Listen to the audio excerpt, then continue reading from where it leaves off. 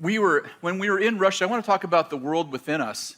When we were in Russia, we've been going for a number of years, and not just myself, but many of our teams have been to Russia. Tom was there 2 years ago and got sick on the way home. Poor Tom. And we've been teaching them lots of different ministry. And when the question and answer time came around, it was really interesting. I found myself thinking through the things we do that we don't think about. Do you know what I'm saying? It's like it comes so naturally. Like we live in a culture, but we don't actually think about what we do to create the culture. We just live in it. And so we've been teaching them things like sozo ministry and things like prophetic ministry. We've done, I think I've done 4 prophetic conferences there. And we teach them healing ministry. And as they began to ask questions, I started to realize that they have prophetic ministry, but they don't have a prophetic culture.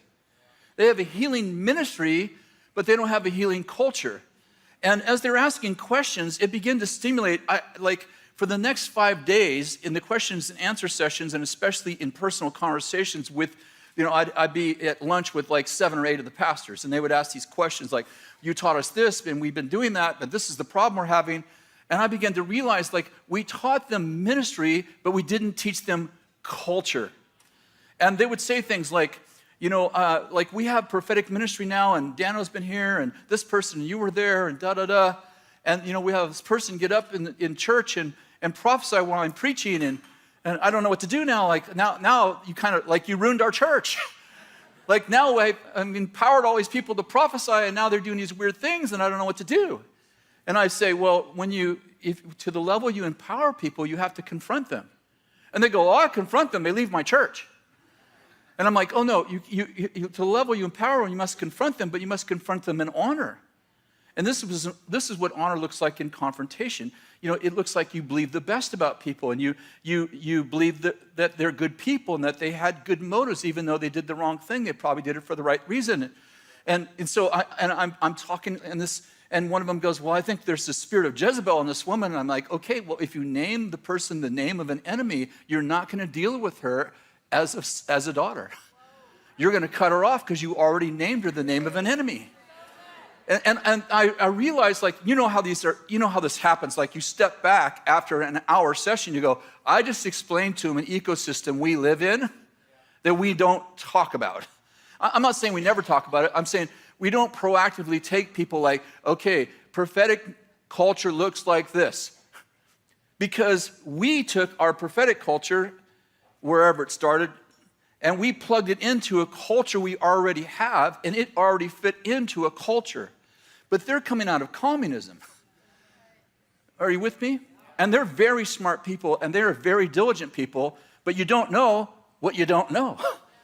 And so they're coming out of communism, and they're taking ministry, and they're plugging it into the way they've learned to lead in communism, and they're trying to come out of communism, and what they need is a completely new ecosystem. And as I'm explaining to them, so for 6 days, it took me 3 days. You know how this happens. It's more reflective. And one night I'm laying in the hotel room, and I'm thinking, almost every question I'm getting, I'm having to do this. And I'm going, oh, that's an ecosystem. That's a cycle. And how many know ecosystems create culture? And I'm like, they don't have a culture because they don't have the ecosystem. So I'm like, as time went on, I'm like, we actually live in an ecosystem. People come into our ecosystem. Our students come into our ecosystem. Our congregation comes into our ecosystem. And oftentimes they're very successful. But the question is, are they successful because they're in our ecosystem, but is our ecosystem in them? Are you with me? And so I began to think about that on the way home. And let me just say, for instance, the ecosystem is really simple to explain in that an ecosystem, everything that's sustainable is in an ecosystem. How many of you have ever decided to lose weight and you lost a bunch of weight by dieting and then you gain it all back? I'm raising my hand, so yeah. And what I'm getting at is what happened. You did something, but it's not sustainable, right? Because your weight is a product of many different things, right? If you're just I'm just going to stop eating. Well, that's okay, but you can't sustain that. So how many know that your actual weight is a manifestation of several different aspects, right?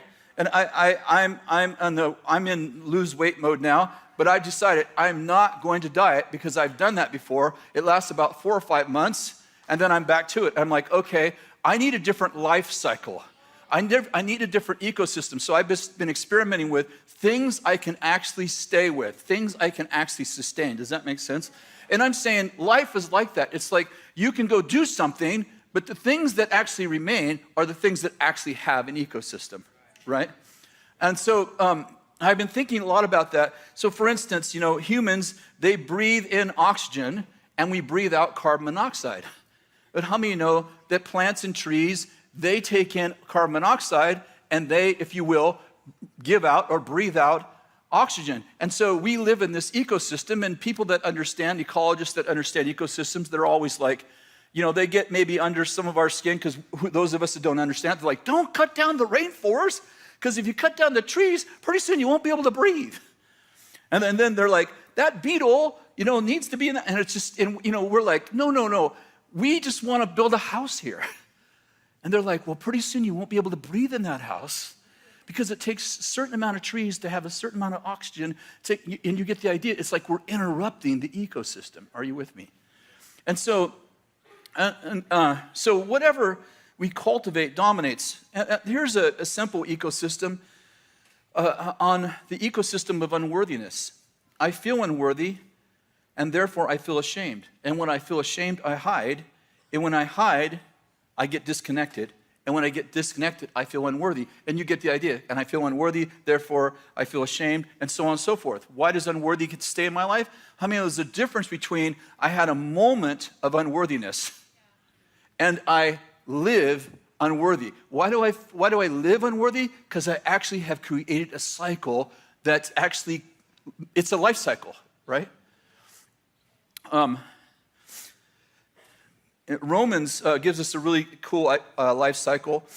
Paul says this: we exalt in our tribulations, knowing that tribulation brings about perseverance, perseverance, character, proven character, hope, and hope does not disappoint. So he goes like this. He goes, tribulations bring perseverance. Perseverance brings proven character. Proven character brings hope, and hope does not disappoint because it's rooted in the love of God. How many understand that's an ecosystem? What happens in tribulation? It creates, tribulation creates perseverance. What happens when I persevere? When something's against me and I go, I'm staying here, I'm not moving. Well, Paul says that if I remain immovable in tribulation, I create perseverance. And what does perseverance do? It gives birth to proven character. What does proven character do? It gives birth to hope. And what does hope do? Hope never disappoints because hope is actually rooted in the love of God. And I create an ecosystem. Are you with me? Now, how many of you know I create the opposite ecosystem if every time I'm in a tribulation, I don't persevere? I go, I quit. How many know what happens is I quit, interrupted the ecosystem. I don't have proven character, I don't live in hope, and I struggle with love. What did I do? I interrupted the ecosystem. I took one part out of the ecosystem. I go, I quit. I quit. Whenever there's a problem, I go, I quit. How many know I quit, interrupted the ecosystem that's supposed to prove my character, give me hope, and ultimately result in loving people, including myself. But because I go, I quit, I interrupted the ecosystem. Are you with me? And I don't even see that. I just go, I quit. But I just cut down, it's a metaphor. I just cut down a tree I need for oxygen. And then metaphorically, I wonder why I can't breathe. And it's all in I quit. I learned to quit instead of I learned to stand strong in trials. So the question is, am I a thermostat or am I a thermometer? You know when Jesus said, if you're lukewarm, I'll spit you out of my mouth? What's lukewarm? It's the temperature of the room. It means whatever the room is, that's what I am. I don't have an ecosystem. I just suck off of everyone else's. I'm a chameleon Christian. I don't have a fire of my own. I just am the temperature of what everyone else is. I'm a thermometer. But how many know if I'm a thermostat, I come in the room and people are like, oh, this room, Bill talks about a lot. This place, this city's so dark. We have bigger demons than in most cities. It's like, no, I'm sorry, I'm an open heaven. And what did I do? I just said, no, I determine the temperature in the room. I have an ecosystem. I'm not just a hot boiling pot put into a refrigerator. I'm actually got an ecosystem with it. You know what I'm saying? When we were starting the school ministry, the first 2 or 3 years, we'd have a kind of common testimony. We'd have students who were some of our very brightest and best students, people who just really great students. And of course, in those days, we didn't have a lot of students. We didn't have thousands of students. So it was a lot easier to have, kind of keep an eye on who's going and who's coming and how they're doing. And I remember a pretty common testimony. Sometimes our students would leave just on fire for God. And I'd meet them 2 years later, or a year later, in some place we were ministering, and they'd be like, disappointed, discouraged, And I'm like, and I'm not talking about our students who didn't do well. I'm talking about our students who were doing well in school. And I began to think about that, and I began to think about it like this. The world's like a refrigerator, isn't it? Like the world has an ecosystem. Ephesians 2 says that the people who don't know God, they're under the spirit of the power of the air that's now working in the sons of disobedience. It's not just about their free will. It's also about the spirit that is actually working in them. Are you following me? And I looked at it like this, like we were taking these revivalists, they were like a boiling pot of tea, and we're boiling them, and we're sending them out into the world. But the world's like a refrigerator. How many know if I take a boiling pot of water and I put it in a refrigerator, is the refrigerator gonna get hot or is the water gonna get cold?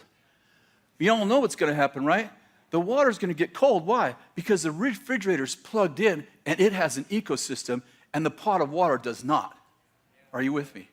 But if I take the boiling pot of water and I put a burner under it, like let's say electric burner, and I plug it in and I put it in the refrigerator plugged in, how many know now I have 2 ecosystems in conflict? I have the refrigerator, which is trying to make it cold, and I have the boiling pot of water that's trying to make it hot, and how many understand that I have a conflict going on? Now, if I reach over and unplug the refrigerator, how many know that pretty soon the refrigerator is no longer going to be cold? It's going to be, if I leave it in there long enough, it's going to be the temperature of the pot, right? What I'm getting at is this. When we sent our students out, they didn't stay connected. They lived in our fire, but they didn't know how to make a fire. And they're excited, they have good attitudes, they're ready to go, they have faith, but they get out there and they're in an ecosystem, but they don't have an ecosystem. And we begin to realize there are things they need. Some of them are like, okay, learn how to build your own fire. And I remember Danny sharing in a leader's advance about learning how to build your own fire. But other things were like, they actually need to stay plugged in. Like we need to create some kind of place where they can stay plugged in with each other and with us so that the refrigerator has an ecosystem, but they have an ecosystem too.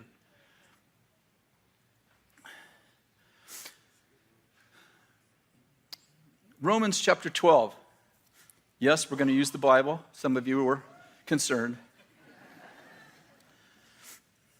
You'll know these verses well. Don't be conformed to this world, but be transformed by the renewing of your mind, so that you may prove what the will of God is, that which is good, acceptable, and perfect. Don't be conformed, but be transformed by the renewing of your mind. Don't be conformed. How many know? Don't be conformed by the world, but be transformed by the renewing of your mind. Don't be conformed to this world. How many know conformed? That's the refrigerator.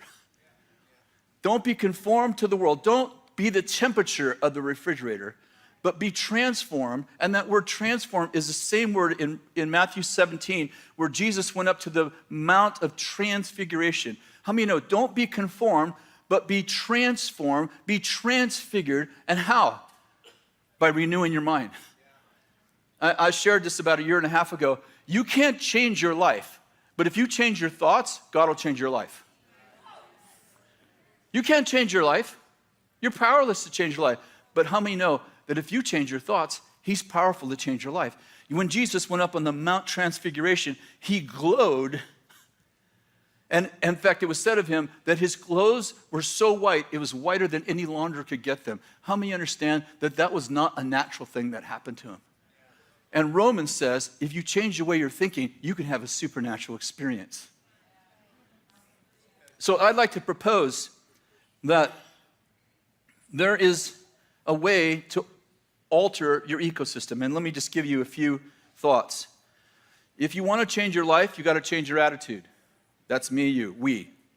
If we want to change our attitude, we have to change our thoughts. If we want to change our thoughts, we have to change our belief system. We have to change our belief system. If you want to change your belief system, you have to change your thinking habits. What do you give attention to? And lastly, if you want to change your thinking habits, you have to change your will. Let me just go to the last one for a moment. We live in a world that says what I feel is what I am. How I feel is how I am, and what I feel is who I am. I'd like to propose to you that your feelings are your slave, not your master. We live in a world that says, if I feel it, I am it. I'd like to propose it's not your wants, but your will that actually determine your future. If I want to go to heaven, how many know wanting to go to heaven isn't going to get me to heaven? Only willing. Jesus didn't say, for whoever wants. He said, for whoever wills. Are you with me? I'd propose that the fact that noble people have the same, often, let me say it a little different. Oftentimes, well, let me say it this way. We all know what temptation is. Everybody in this room. Has anyone never been tempted? Has anyone ever been tempted there's something evil that you want to do and you know it's wrong? Has anyone never had that? You guys aren't raising your hand. You're like, has everyone been tempted before? Maybe I said it wrong. Okay. Does everyone know what it's like to want something and will another? Has anyone ever been in you're working out and you want a great body but you still want candy? It's not that the candy want goes away, it's that I will to have a great body, right? It's like I decide that I'm not going to let my want determine what I look like. I'm going to let my will determine what I look like. I'm going to let my will determine what shape I'm in, not my want.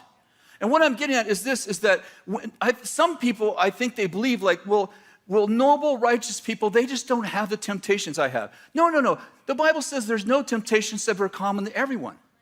In other words, we don't all have the exact same temptation, but we all know what it's like to want something, but have to will another. As a matter of fact, it's that want and will thing that actually builds noble character in us.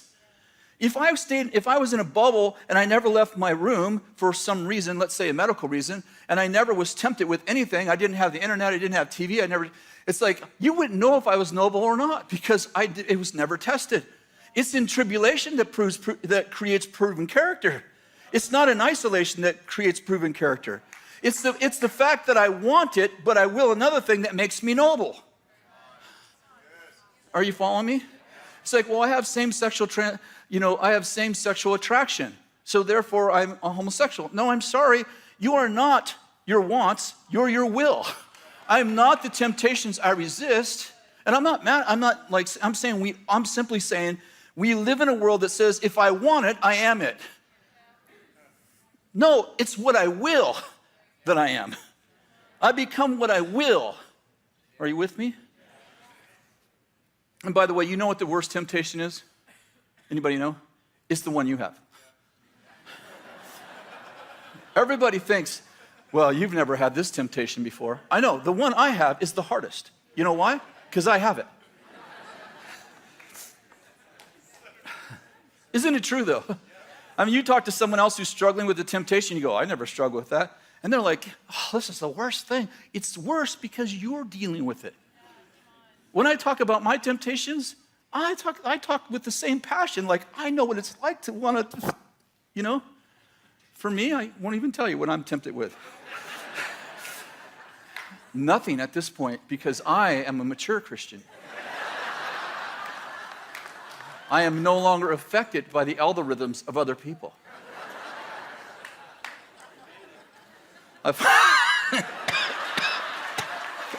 need water.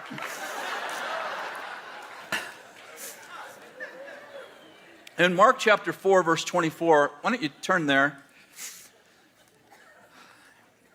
Jesus was saying to them, listen to this, take care how you listen. Okay, that's not deep. Take care how you listen. But listen to the rest of it.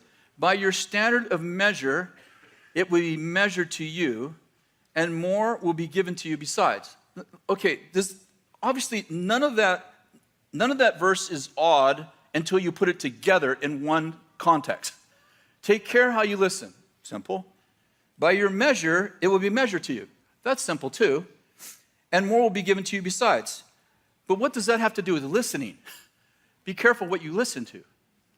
One day, this is probably a year and a half or 2 years ago, we were building another website and we were working on our social networking pages, my team. And one of my team said, I think we should hire a consultant who really understands social networking. And I'm like, good, let's do that. So we paid someone to come in and they did a class for us. I think it was a 4 or 5, 6 hour class, which I was, largely didn't know what he was talking about. But my team was there, so I was like, good, they know what he's saying. And but he started talking about algorithms, and he said algorithms are automated reasoning. And when he said that, I'm like, clicked in, I'm like, tell me about that. He said, well, the internet, everything you do on the internet, whether you make a purchase or whatever you do on your social networking page, your emails, everything you do on this thing called the internet is actually remembered. And then people who do marketing or any kind of thing like that, instead of sending a message out to 1 million people like, hey, would you like to buy my fishing gear? They can actually go into that memory and say, I only want to advertise to people who are interested in fishing. For instance, my son loves fishing. You get on his Instagram page, and he's got pictures of fish and lures and things he's made and things they do, and his social networking pages are all full of that. He buys stuff on Amazon and at different fishing sites, and what's happening is that he is creating an algorithm of fishing. So what happens? It says, be careful what you listen to. By your standard, it will be measured, and more will be given to you besides. What happens in automated reasoning on the internet is people who want to sell fishing stuff send you ads. They don't send them to people who don't like fishing. They send them to people who do like fishing. How do they know that? Because they watch your patterns on the internet. Are you with me? So how many understand that you get on the internet and you like fishing? So be careful what you listen to. By your measure, it'll be measured to you. I like fishing, so I go out and get fishing stuff. That's my measure. And what happens? Fishing ads pop up in my emails and in all my social networking page. Would you like to buy a fishing boat? Would you like to buy a fishing reel? Why? And more besides. I didn't ask for that, but more came to me besides. Why? Because of the algorithms of the internet. Things I asked for come to me, and things I didn't ask for come to me by the attraction I created. Are you with me? I'm listening to this guy, and then I zone out. Because I have wondered what that verse meant forever. And I'm like, oh, I get this. Listen, be careful what you listen to. And if I listen to gossip, if I don't like Mary, I'm like, oh, Mary, she's just other people who hear me will join me. But you know what will happen? People I never talk to. Because I create a supernatural, or if you will, a spiritual magnet, and I actually draw people I didn't ask for, but have the same measure, that don't like Mary. I attract them to me. How many of you have been in a church for 10 years or more? Have you ever noticed that a bitter person will come into your church, and especially if you know your congregation, within a couple weeks, they will actually find all the bitter people? I mean, obviously, if they're there for years, you go, of course, naturally, they're going to find them. But have you ever noticed they find each other in very short amounts of time? Because bitterness attracts other bitter people. But let me say this. There's also a power, Deuteronomy 8:18, to make wealth, for example. How many know if you have a wealth mentality, you have an algorithm that attracts other people who have a wealth mentality? Are you with me? And what I'm getting at is that if you want to change, If we want to change our life, we have to change our attitude. If we want to change our attitude, we have to change our thoughts. If we want to change our thoughts, we have to actually change the habits of what we think about. We talked a lot to the Russians about culture. And the pastor who's Elena's brother was here, he's been here like 10, 12 times. And he would say during the questions and answers, oh, tell him this thing. Oh, tell him that thing, because he's been here in the culture. And he'd say, explain this thing that happens. And so one of the things he would say, explain what happens in your staff meetings. So I said, well, we have staff meetings every week. They last about 2 hours. In an hour, 45 minutes, we share testimonies of what God has done. And I started talking to him about the testimonies, the things that God has done. And then I explained to him that, when we were young with Bill, I used to travel with Bill some in Weaverville, and Bill used to have a binder, this black binder. I think it was black. And first I thought it was his notes, but then I realized he doesn't preach with notes. I'm like, what is that? He's like, oh, those are my prophecies. He took all of his prophecies, had them transcribed, and would carry them with him wherever he went. And he would read his prophecies while we were on trips. It wasn't too long ago, we had this kind of marathon 2 weeks where I think we had one day off a Saturday. And on Sunday, I said to Bill, so what'd you do yesterday on your only day off we've had in 2 weeks? He said, oh, I was watching my prophecies on video and audio. I was listening to my prophecies that the Lord's... I said, you spent the day? He said, yeah, I spent the day just listening to my prophecies and watching them on video. I'm like, oh, I watched Blue Bloods.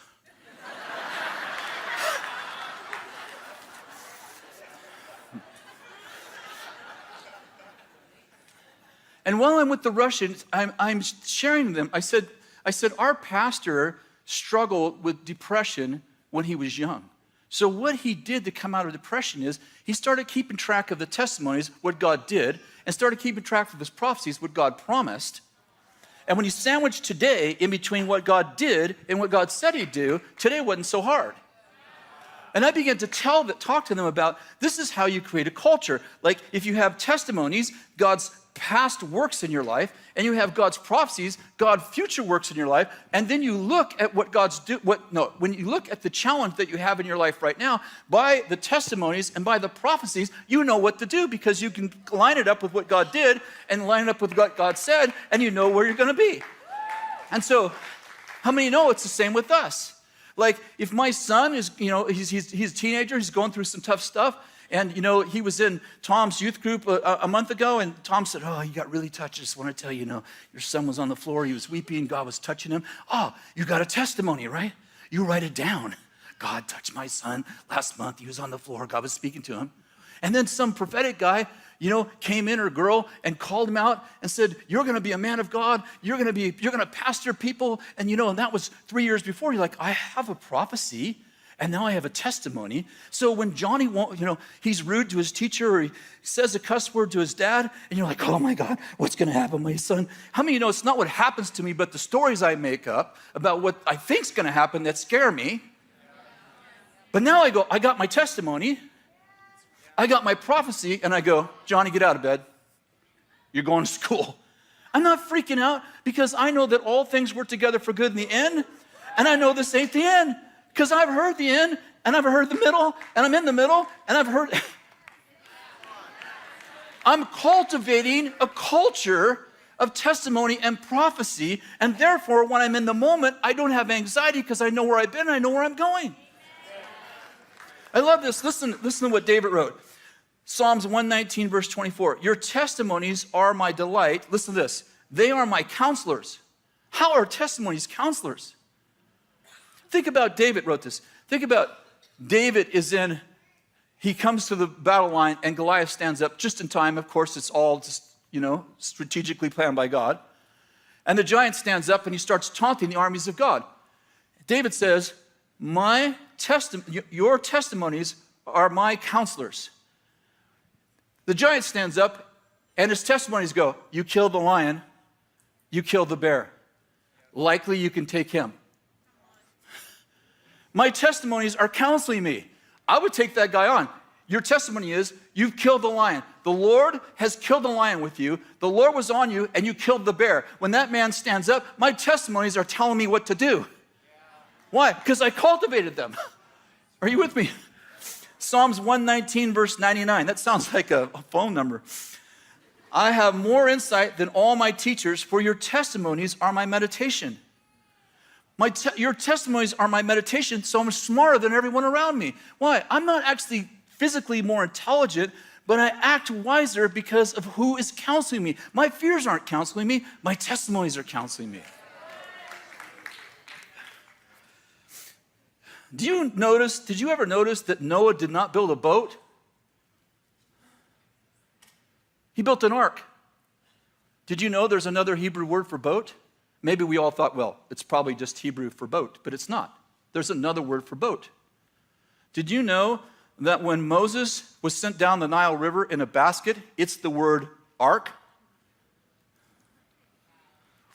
Do you know that when Moses was sent down the Nile, it was in an ark?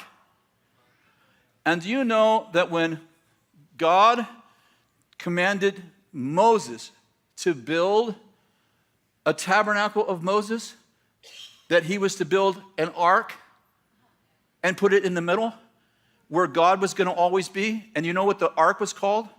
The Ark of the Testimony. You didn't get what I just said. You're like, your point is, well, you can be on a boat or you can be in an ark. And the difference is, are you trusting the laws of physics or are you trusting the laws of God? See, in a boat, it's the laws of physics keeping you floating. But in an ark, it's the promise of God. Are you a rainbow child like Noah was? See, I'm a rainbow child. Now, you know that Jesus and the disciples got in a boat. And by the way, it is the Greek word boat, not ark. But I'd propose that the disciples got in a boat, but Jesus got in an ark. That's why he could sleep, because he wasn't trusting the laws of physics in the storm. He was trusting the law of God in the storm.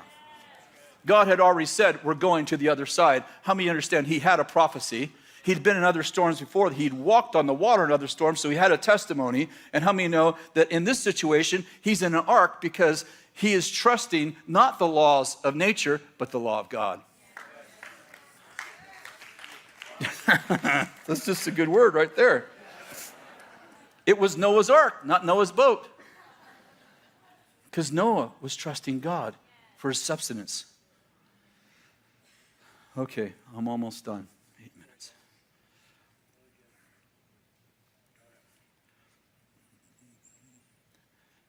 Joshua chapter 1, verse 6. You know this verses probably well. God said to Joshua after the death of Moses, be strong and courageous. You're going to give this people possession of the land which I swore to them. Verse 8, this book of the law shall not depart from your mouth, but you shall meditate on it day and night, so that you may be careful to do according to all that's written in it. For then you will make your way prosperous and you will have success. I want to just emphasize a few things. Be strong and courageous. This is the beginning of the ecosystem. Be strong and courageous. What's that mean? That means I don't have room to be afraid. And do you understand? It wasn't a suggestion, it was a command. Well, I feel afraid. I didn't say that you wouldn't feel afraid. I said be strong in the midst of it. How many know there's a difference between being fearless and being courageous? Most fearless people I've met they're insane.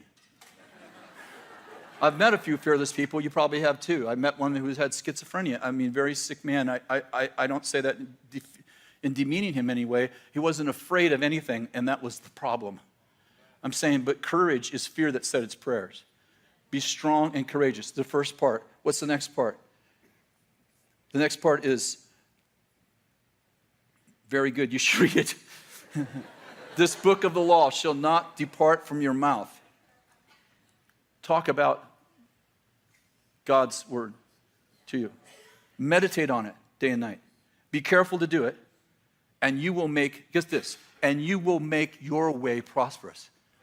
Now, later on, God goes on to say that he's going to help him. But did you get this? God's teaching the ecosystem. Don't be afraid. Don't be dismayed. Be strong and courageous. Take this book and talk about it.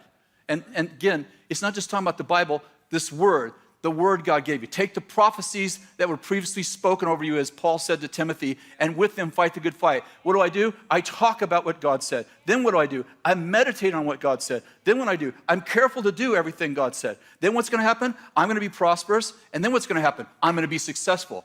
How many know right there? I haven't even included God yet. You understand that God's in the equation. I understand that. But I'm saying God just told Joshua how to create a healthy ecosystem. Are you with me? The word meditate there it doesn't mean to like empty my mind. It means to fill my mind with the deeds of God. Did you get that? Fill my mind with the deeds of God, and get this. And then it says, and then the word meditate means to fill my mind with the things of God, and then talk about them, sing about them, muse about them, and do them. The word meditate means all those things. It doesn't mean I get in a corner and I empty my mind. Like, what are you doing? I'm doing nothing. Why? Well, do something. Are you following me? It's a proactive way that I think through the works of God in my life, his acts, his deeds, his prophecies, and then I talk to myself. In fact, psychologists call it positive self-talk. I say, Kris, you can do this. You know why? And I do this all the time. I'll be in my bedroom or working someplace, and there's a thing going on that's tough. And how many of you know we face a lot of tough situations in the position we're in? And I say, God's going to work this out, Kris. Remember that you went through this before. Remember you went through this with your daughter. Remember what you went through with your son. You've been through this before. I'm thinking about the testimonies, the things that have happened. And remember, you thought it was going to go wrong, but it went right. And I actually talk to myself out loud. I love to do it in my shop. I'm just out there talking to myself. You know, this is going to work out. These are the reasons. Remember that word you have? And I'm just talking to myself, and then I'm making action. Okay, if this is the way it was, and this is the way it's going to be, what should our action be? What should our Bethel decision be here? What should the team do about this? Who else should we connect with? You get the idea. All I'm saying is, you can win if you create an ecosystem, but if you're going to diet, it's a metaphor. If you're just going to diet, how many know you're going to be back to fat again? We have to change the way we think. Are you with me? Okay. There's two things I want to do today. I've got 4 minutes. Okay. The first one is, okay, you extra, okay. The first one is this. When we were in staff meeting early this morning, and we were all praying about different things, one of the things that I felt came to me in my heart this morning was that we were to pray for people that had anything wrong with their brains. And it's, we're talking about thinking today. So if it's organic, like there's actually physically something wrong with your brain, if you have a problem with, anxiety, depression, schizophrenia, bipolar, anything like that, insomnia, or there's actually something physically wrong with your brain. I want you to stand up and I'll pray for you right now. And 9 years ago, I crashed, and God has healed me. And I always feel like where you've gone through trials, you have authority. And so I'd like you to stand if you have any of that going on. We're not trying to shame you. I'm probably the most transparent person in the room. And if you're watching by Bethel TV, I really want to just ask you just to take a stand right now. Just even if you're in your front room or in your bedroom, wherever, I'd like you just to physically stand up. There's something about standing for faith right now. And we're going to do something really simple. And I bet you most of you in this room have probably been prayed for many times. But I do feel like there's something special about today, in that I feel like I'm responding to a prophetic word the Lord gave me today. Pray for people that have any kind of brain problem, whether it's emotional, physical, or spiritual. I'd like you to stand. If you've stand 10 times before, what's wrong with the 11th? what's the worst that could happen? But I do feel like physical obedience brings spiritual release. And those that are watching by home, please do the same. And if you're around them, I don't want you to stand and move around. I just actually want you to put your hand on their shoulder or someplace appropriate. And I'm going to actually pray for them right now. So Lord, I just thank you so much that you gave us a sound mind. You said in 2 Timothy 1, 6 and 7 that you haven't given us a spirit of fear, but love, power, and a sound mind. And Lord, and I just release a sound mind to every single person who's standing, whether they have insomnia or whether they have schizophrenia, bipolar, any kind of mental illness or brain injury or physical thing or emotional thing going on. I just release the mind of Christ to them right now in Jesus' name. And I tell all those symptoms to be gone right now, and for your brain and your mind and your soul to be restored to God's original design. If it's chemical, if it's physical, if it's emotional, if it's spiritual, that your brain would return to normal in Jesus' name. And what I need you to do is just say this: I receive that for myself in Jesus' name.